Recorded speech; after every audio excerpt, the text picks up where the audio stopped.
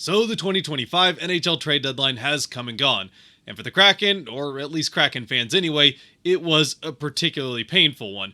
As they went into the deadline, as expected for the third time in 4 years, sellers, and this time it was a few fan favorites that ended up heading out the door. But while the last few days definitely hurt the heart a bit for us Kraken fans, the bright side is that the Kraken were well compensated for the guys they sent out the door, and it also should shape up what could be a very interesting offseason. It's going to be a bit longer of an offseason than we would have liked, but that's why the Kraken were sellers, and they got some ammunition to work with. So then, with the scene set, let's get into some actual details with these trades. And I apologize up front if I'm reiterating things that you've already heard me say in previous videos, the last two, with the first trade, the biggest trade the Kraken made, happening a couple days before the deadline, of course happening while I was finishing editing the video of what to expect during the trade deadline, and that's the biggest trade they make. And then we talked about it a little bit in the R&R from the last game that happened between that trade and today's deadline. But there were a couple more trades the Kraken did today, really just one more significant one, so let's start with those. The less significant is that the Kraken did somehow get a 7th round pick out of the New Jersey Devils in exchange for Daniel Sprong, who leaves the Kraken organization for a second time, which really doesn't affect the Kraken necessarily all that much, other than I guess they get a 7th round pick. But it does mean for any Firebirds fans, well, Sprong, who just scored a hat trick for the Firebirds, probably won't be playing for them anymore. Well, not probably, he won't be playing for them anymore. But it's the other trade that happened on deadline day that, while we all saw it coming, certainly stung a little bit more for Kraken fans, and that was Brandon Tanev heading out the door, going back to the Winnipeg Jets in exchange for a 2nd round pick. So for the Kraken, again, fantastic return. As I said in the What to Expect video coming into the trade deadline, this looked to be a seller's market, and as we saw, at least for the Kraken anyway, it certainly turned out to be. For Tanev, I was expecting the Kraken to get back at least a 3rd, and I thought there was an outside chance they get a 2nd, and sure enough, they do end up getting a 2nd round pick, a 2027 2nd round pick, so it's a couple years out. But we'll get to why that might not matter so much towards once we look at the bigger picture of what all these trades mean put together. Anyway, still getting a 2nd round pick from Tanev, a guy that spent most of the season on the 4th line. And while I understand that the analytics part of the game isn't necessarily the parts of the game that people love for Tanev and how he plays, it was not a very good season for Tanev. He was definitely having a bit of a tough year, spent the entire time on the 4th line, so certainly the role he was playing didn't allow him to necessarily break out. Though again, it's not like the way he was playing necessarily demanded that he should be playing higher in the lineup either. At the end of the day, for the Kraken, they end up getting a 2nd round pick out of a 4th line player that was on an expiring contract, and from what we heard, there was no interest on either side in an extension anyway, so the Kraken, who wouldn't have had Tanev on the roster next season anyway, get a 2nd round pick in exchange for 19 more games of Brandon Tanev. Still, I think it's easy to understand why fans love Tanev so much. The way that he plays the game is just exciting to watch. The straight line speed, the reckless abandon, forechecking, backchecking, throwing his body around, which is not necessarily something that every Kraken player does a whole lot of, or really even is built to do a whole lot of. Not that Tanev is necessarily built to be doing that, he just does it anyway. And there's also the shot blocking, where he is one of, if not constantly, the leader in forward shot blocking across the NHL at points this season. In fact, he might still be leading the NHL in shot blocks for a forward. His brother leading the entire NHL at one point in shot blocks, so that's just a thing the Tanevs do. And yeah, that also came with the fact that whenever he blocked a shot, he also went to the ice like he'd been shot. But, I mean, it's not like any of us are necessarily jumping to get out on the ice and take an NHL shot off the shin either, so you accept it. All those qualities, though, did make him very valuable for the Kraken on the penalty kill, and that is a spot that they're going to have to figure out how to fill going into next season. In the end, in 3+ seasons with the Kraken, Brandon Tanev in 238 games put up 41 goals and 42 assists for 83 points. But again, the parts of the game he was more well known for, he also had 243 blocks, so more than a block per game, and 558 hits, the part that fans especially loved him for. And then, obviously, that's all without mentioning that regardless of how much the Kraken miss Tanev on the ice the rest of this year, or more importantly, going into the future, they definitely will, and the fans certainly will, miss him on picture day with that classic seen a ghost, scared, wide-eyed look that fans, I mean, it's the reason that fans really started to love Tanev in the first place, and then the way that he plays the game did the rest. And that once again brings us back to the big one. The trade that happened a couple days before the deadline. We've already talked about it a little bit in parts of two different videos, because of course the Kraken made the trade while I was editing one and before the Kraken played the next game. Either way, it's the trade that sent Oliver Bjorkstrand and Yanni Gourde, as well as a Kraken 5th round pick, to the Tampa Bay Lightning in exchange for 2 first-round picks in 2026 and 2027, as well as a second-round pick in this year's upcoming draft of 2025, and Mikey Eyssimont, who has already scored a goal for the Kraken. And again, we'll spend a little bit more time on the return as a whole that the Kraken got from the moves they made on the deadline here in a bit, but from this move is, and I said this before in the previous videos, a much better return than I would ever have expected from these two players, which is not to say that they aren't valuable parts of the team. We've seen how much they've meant to this team over the last couple of years. Gourde, how much he's meant to the team since the day they picked him from the Lightning in the expansion draft. But at this point, I mean, Bjorkstrand has spent a decent chunk of the season in the top 6, but he's been kind of more middle 6, either second line or third line throughout the season. And Gourde, even with the injury that took him out of a large part of the season, spent the vast majority of it on the 4th line. And the Kraken are again getting back 2 first-round picks and a second-round pick. I said in the R&R that I probably would have been happy realistically with a first-round pick and a player like Mikey Eyssimont. Instead, the Kraken get 2 first-round picks and a second. I know I've said that a couple of times, but it is kind of crazy to me that the Kraken got that much return in this trade. It really does seem, as I said in that R&R, like the Lightning ended up paying for not just the players on the ice, but also the emotional toll that the Kraken losing these players would have on the fan base. Which, as far as that's concerned, while it doesn't actually play into how trades play out in any kind of way, it is going to be a significant toll emotionally anyway on the fan base. These are both guys that slot right into that category of fan favorite players, especially Yanni Gourde, who is a fan favorite pretty much from day one alongside Tanev. For Gourde, though, this is a player that coming out of the expansion draft was largely seen as the best player the Kraken got, at least in the moment anyway. Guys like Vince Dunn, the ceiling was certainly a lot higher, and we've seen that play out over these last few years. And I mean, it's not to take anything away from Adam Larsson as a solid defensive defenseman, or even Mark Giordano at the time, who is, I mean, already at the time he came to the Kraken, was a eventual Hall of Famer, but I mean, he only played a part of a season. The point is, Gourde has been an established part of this team and a core part of this team the entire time he's been there. Really a heart and soul player. And again, just like with Tanev, I mean, you probably don't need me telling you this, it all comes out in how he plays the game. Like Tanev, he is an absolutely tenacious forechecker and backchecker. Like Tanev, maybe not the biggest guy, but willing to throw his body around. And unlike just about any player the Kraken have had on their roster throughout their existence, he is constantly willing, heck, he downright looks to go in front of the net at any possible opportunity and create chaos. And one of the things that we'll always remember Gourde for was how he would constantly get in shoving matches around the net after a caught puck, a save is made behind him while he's screening or looking for rebounds or just pushing and shoving in general. A scrum breaks out and there's Gourde, a couple inches shorter than just about everybody around him, but grinning through all of it nonetheless. And it is that net front presence that, I mean, especially the before the whistle part of that net front presence that the Kraken are sorely going to miss. I mean, obviously the rest of this season, though honestly losing a few more games is better for the Kraken at this point, but we saw how much the Kraken missed it while he was out with that lengthy injury through the middle part of this season, when there was still at least an outside chance of the Kraken going on a run and getting back into things.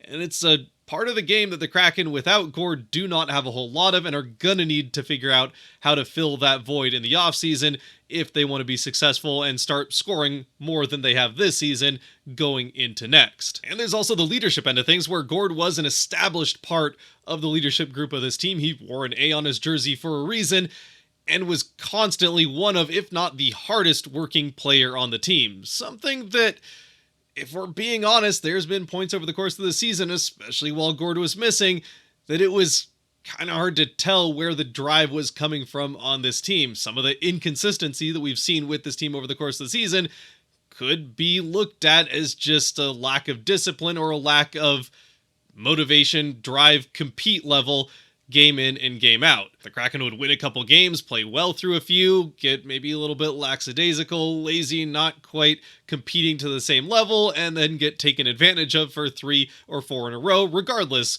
of the quality of opponent that they were against. And while I'm certainly not going to question the quality of the personalities in that locker room, the cohesiveness of it, and how much the guys like each other, it's something that Ron Francis and the front office have worked really hard, is to make a locker room that gets along well together and is one cohesive unit. You still need guys like Yanni Gourde, who even with that, and are gonna be a solid part of the team, a guy that everyone looks up to and really likes, are also willing to get in people's faces and make them uncomfortable when things are not going well and guys just aren't playing up to their ability or expectation. So in the end, although Gourde on the ice is at this point getting into his mid-30s, a bottom 6 player, and for the Kraken a 4th line center, he still offered a lot to the team, and while it made sense to move on, especially with him again like Tanev being on an expiring contract that may or may not have been extended if he had not been traded at the deadline. And if it had been extended, there are questions as to whether or not he's going to be able to live up to whatever the next contract is. He certainly wasn't quite on the ice worth what he was getting paid, at least this season anyway, and that's without the injury. He still offers a lot more than the numbers that he puts up on the ice, which for the Kraken still were pretty good. Over the course of the 3+ years he spent with the team, he played 271 games where he put up 52 goals and 94 assists for 146 points. And since he played a similar game, also threw out there that he had 163 blocks, so not quite a block per game, but is up there with the hits as well, with 410. And like Tanev, he was also a big part of the penalty kill for the Kraken, so that is definitely something they're going to have to go back to the drawing board on, and probably get some younger guys' chances on the penalty kill throughout the rest of this season, see how that goes, and figure out if that's a spot they need to fill from elsewhere going into next year. Matty Beniers is one guy that I would expect us to be seeing a lot more on the penalty kill throughout the rest of this season and going into the future. With how well he plays defensively, it's just a role that would be kind of natural for him to eventually fill. And then there's Oliver Bjorkstrand, who, although he was not an original Kraken like the previous 2 players, he was, I would say, in that same category of fan favorite, along with Tanev and Gourde. Maybe not quite to the same level, but a lot of people, myself included, really liked what Bjorkstrand brought to the Kraken. In the year that he came to them, that second season was a big part of that run into the playoffs, and then scored both goals for the Kraken in the Game 7 win over the Avalanche that sent them to that second round. He's always been a fun player to watch out on the ice, and including this season, I think has been generally a very underrated player. He's had a quietly pretty good season for the Kraken in that middle 6 role, whether it's been on the second line or third line for the team. He's been pretty effective in whatever role that he's been placed in, and that does show a little bit in the counting stats where he's 4th on the team, or he leaves the Kraken 4th this season in scoring with 37 points on 16 goals and 21 assists, and those 16 goals are also good for a tie for 3rd place on the team. And even beyond just this season, in his 2+ years with the Kraken, Bjorkstrand has been a pretty efficient and consistent scorer.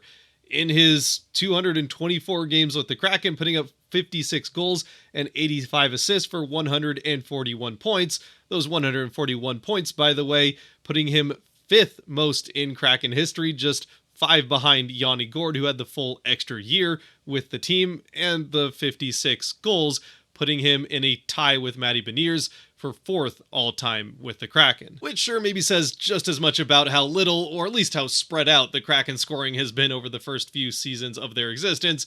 But either way, Bjorkstrand has been a big part of the offensive drive of this team, regardless of how effective that offensive drive has been.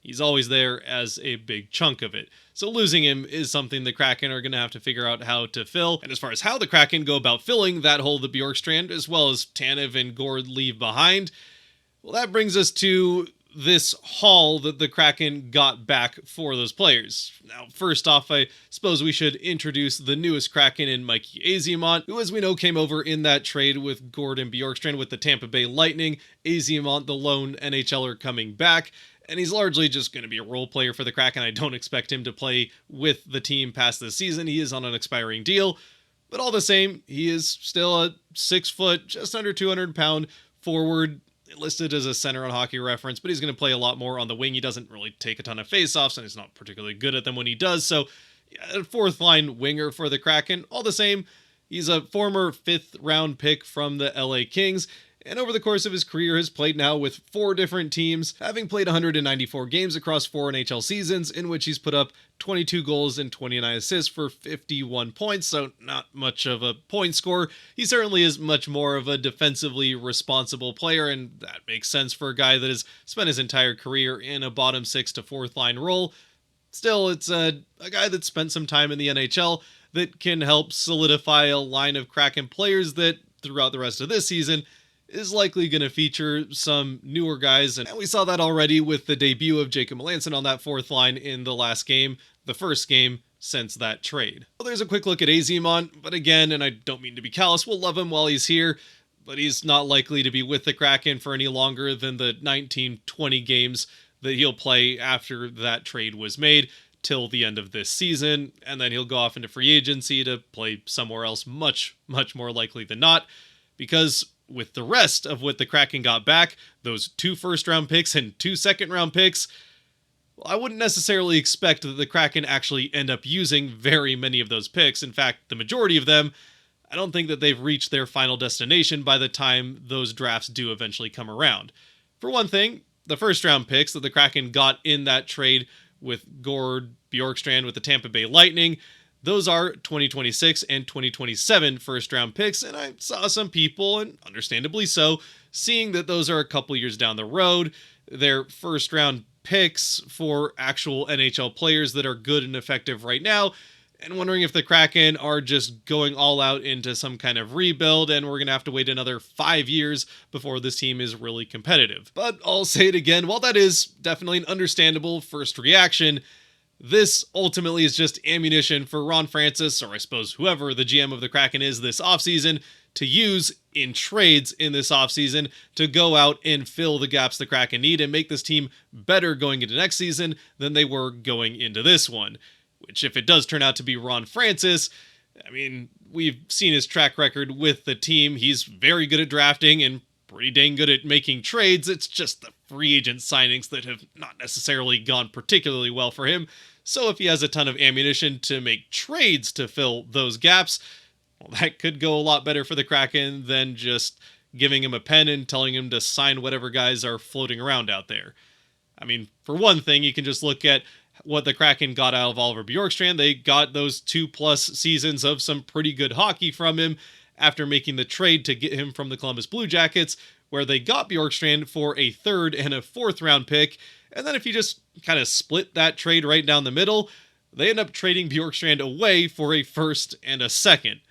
And really, since Bjorkstrand, and this is to take nothing away from Gourde, is on the ice the better player at this point in time, I think you can say that the Kraken got more than a 1st and 2nd in value out of Bjorkstrand, plus the games that he played and the stats that he put up with the team after giving up just that 3rd and 4th a couple years ago. So while I'm still not necessarily 100% convinced that Ron Francis will be the GM of the Kraken by the time summer rolls around and it's time to use those picks to fill some gaps in the roster, if it still is him that's the GM, I won't lie, I'll be a little bit excited to see what he can do with trades and a couple 1st and a couple 6th round picks worth of ammunition. And just in case you think I'm being a little bit too overly optimistic in assuming that the Kraken are going to use these 1st round picks that they just got as trade ammunition to go and immediately fill those holes for players in the here and now, and not just use it as a way to punt the competitive window down the road with some more 1st round picks to use in a draft, well, I think there's a very good reason that the Kraken got a 2026 and 2027 first-round pick. It's so that they don't have to worry about using those picks in trades before this year's draft comes, and they would have to use a 2025 first-round pick if that's what they had. but now they can use their own 2025 first round pick, which, the way things are going, could very well be a top 5 pick and get a good player out of that.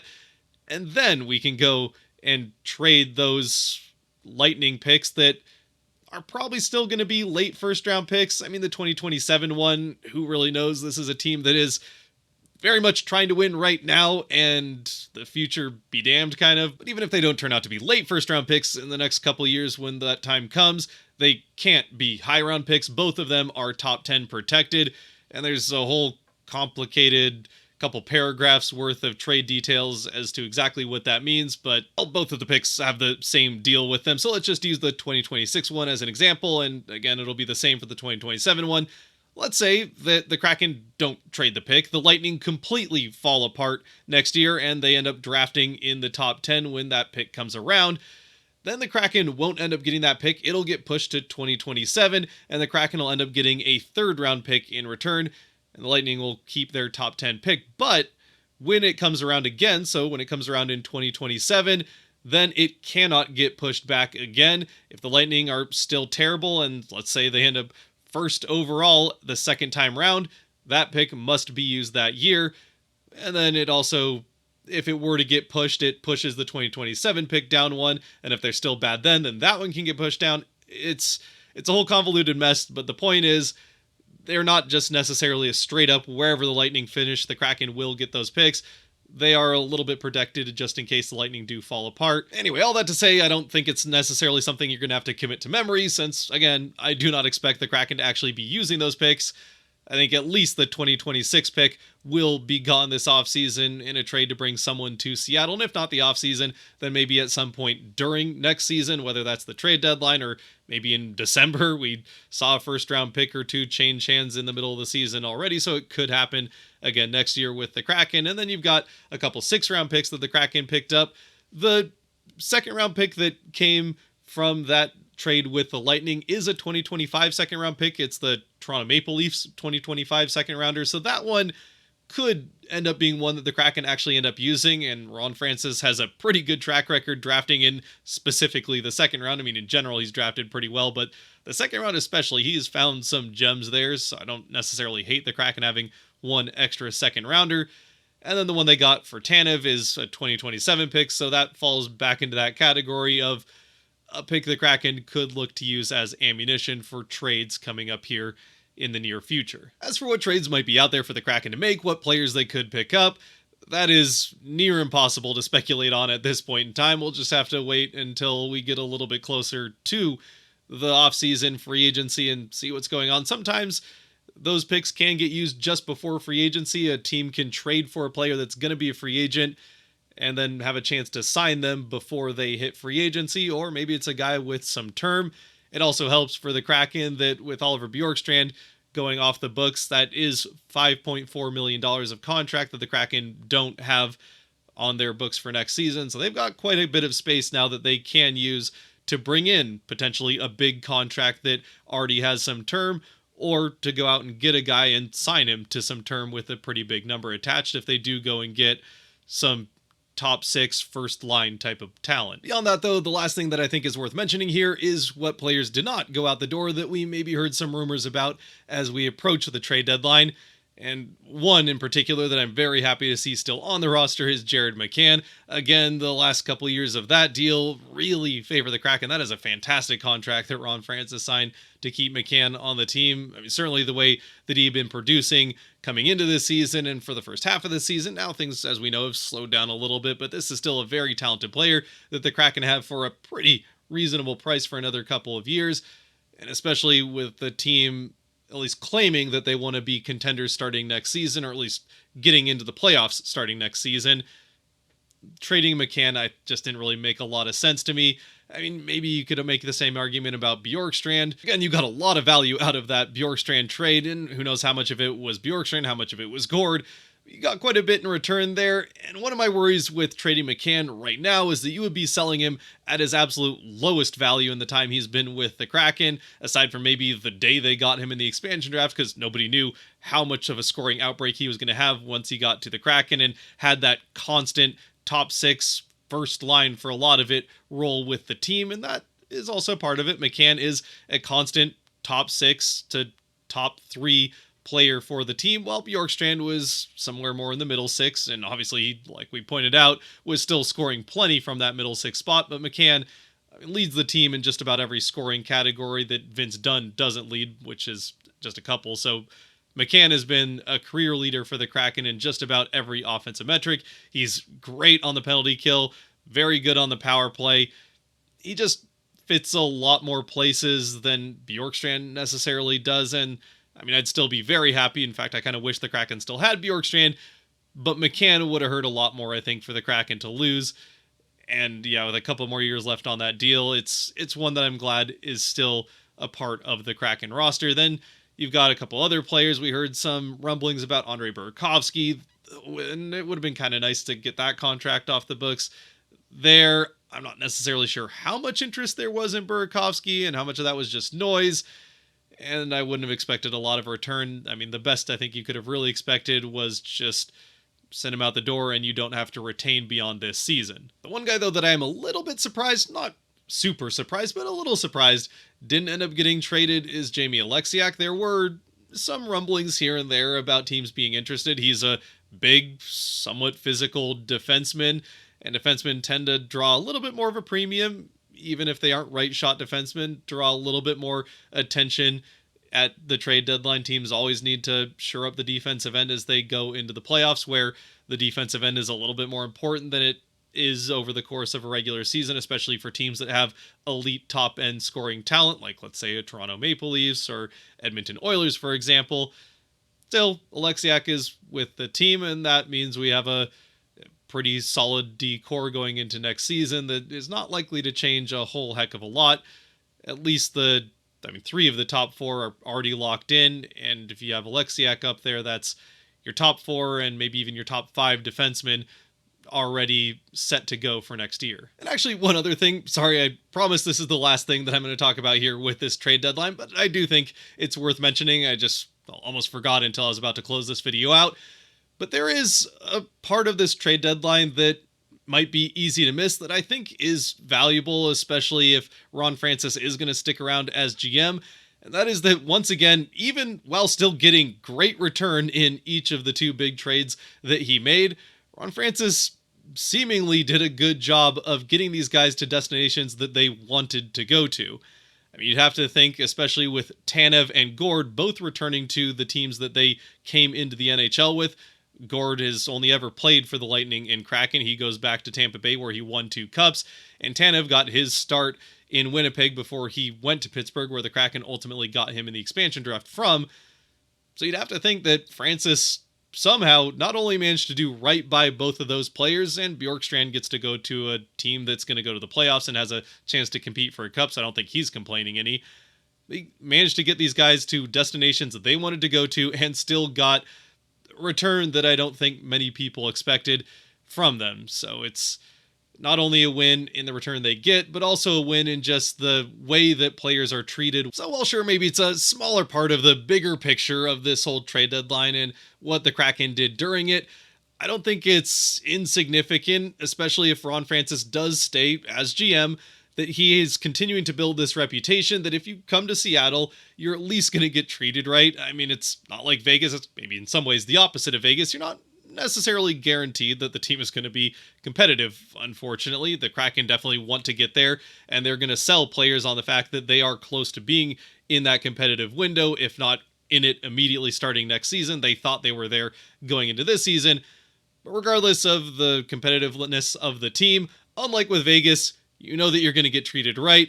The GM has your best interest in mind, and if things aren't working out, he'll do his best to make sure you get to a destination that you want to go to, if at all possible. And while I don't know, maybe that sounds a bit ridiculous that that kind of thing would matter, reputation, especially in the NHL, does make a difference. But anyway, with that being said, I'd love to know your thoughts down in the comment section below about this trade deadline as a whole for the Kraken. Any one specific trade, if there's one you're a little bit more interested in, especially I've seen a lot of your thoughts already on that first trade since it did happen a couple days ago, and we've had the one game since then. We've already seen a game of Eyssimont in Seattle, as well as Gourde and Bjorkstrand in Tampa Bay. Actually, we've now seen a game of Tanev in Winnipeg, so Yeah, I'd love to know your thoughts down in the comment section below about the Kraken return, your thoughts on the players leaving, and how much that might hurt emotionally even if the return is good, and what you feel like this means for the Kraken future. Love to hear all of it in the comments, and until next time, which is going to be pretty quick. We got a back-to-back this weekend. In fact, one of them, I probably will still be editing this as that game happens or after that game happens. Regardless, until next time, stay safe out there, be good to each other, God bless, and go Kraken.